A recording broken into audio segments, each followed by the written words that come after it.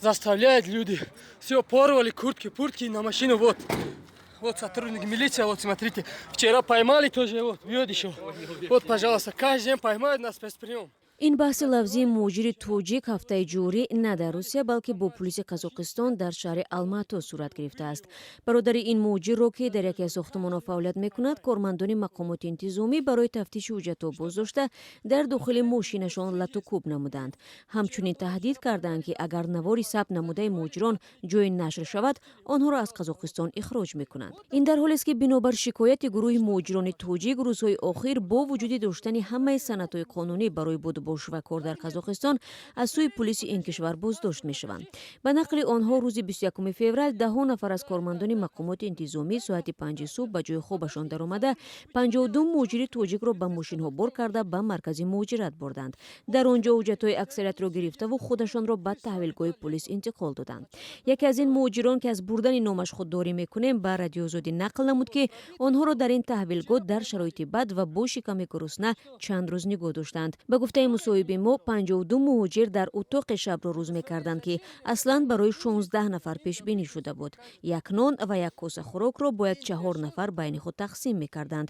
Мусоҳиби мо афзуд баъди як рӯзи раҳо шуданаш аз боздоштгоҳ боз дубора барои тафтиши ҳуҷҷатҳояш аз ҷониби кормандони полис дастгир ва таҳқир шудааст.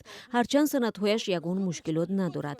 Ҳамсуҳбатони мо чунин амалкарди полиси Қазоқро дар нисбати худ ба як нав нишон додани натиҷаи хуби корашон марбут медонанд. Талошҳои Радиои Озодӣ барои пайдо кардани мавқеи полиси шаҳри Алмато дар робита ба шикояти муҳоҷирон бенатиҷа анҷом ёфт. Дар ҳамин ҳол Евгений Лисенко, собиқ корманди хадамоти матбуотии полиси Алмато ки беш аз ним сол мешавад бознишаста мебошад, гуфт дар гузашта низ дар ин шаҳр нисбати муҳоҷирон амалиёти густурда гузаронида мешуд. Ҳамсуҳбати мо аз таҷрибаи кории худ ҷой доштани ҳолатҳои боздоштҳо ва интиқоли беасоси муҳоҷирон ба таҳвилгоҳҳоро ғайриимкон номид. اگر تمام حجت‌های شما درست باشد و واقعاً اجازه کار داده شده است، در این حالت شما را کسی به یگان جا نمیبرد. حالا در قزاقستان همه را دادستانی شدیداً نظارت میکند و من فکر میکنم که جای داشتن چنین حالت‌ها غیر امکان است. чунки ҳоло ба гуфтаи ӯ ҳамаи ин равандҳо аз ҷониби додситонӣ шадидан назорат мешавад.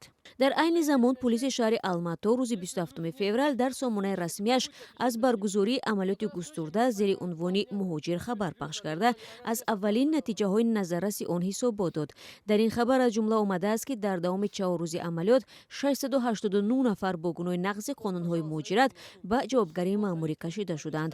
83 шаҳрванди хориҷиро аз Қазоқистон ихроҷ карданд. навори чӣ гуна берун кардани беш аз 30 муҳоҷири Тоҷикистону Ӯзбекистон аз ин кишвар низ дар ҳамин сомона нашр шудааст. Асҳат Бутучинов, сардори хадамоти муҳоҷирати департаменти полиси шаҳри Алмато мегӯяд, ҳамчунин дар натиҷаи рейд 464 муҳоҷиреро ки бо худ ҳуҷҷат надоштанд ба таҳвилгоҳ бурданд. 40 корфармои қазоқро барои вайрон кардани қоидаҳои ҷалби коргарони хориҷӣ муҷозот карданд. дар робита ба вайронкунандаҳои қоидаҳои муҳоҷират 8 парвандаи ҷиноятӣ боз шудааст. дар ин баробар 2 нафаре ки дар ҷустуҷӯи байналмилалӣ қарор доштанд боздошт гардиданд.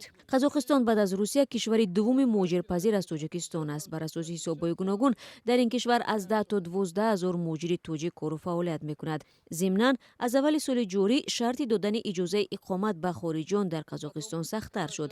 бар пояи тағйироте ки 6 январ қабул гардид, хориҷон бояд шиносномаеро пешниҳод кунанд ки муҳлати эътибораш на камтар аз 180 рӯз бошад. инчунин барои дарёфти иҷозаи иқомати муваққатӣ ҳузури соҳиби хона ва ё ризояти нотариалии ӯ зарур мешавад. ҳадафи тағйиротро пешгирӣ аз муҳоҷирати ғайриқонунӣ ва имкони сабти номи шаҳрвандони хориҷӣ дар суроғаҳои набуда гуфтанд. Уважаемый старший лейтенант, товарищ старший лейтенант, я ничего не разрушал, я ничего не делал. Вот, передайте телефон, вы обещали, дайте телефон.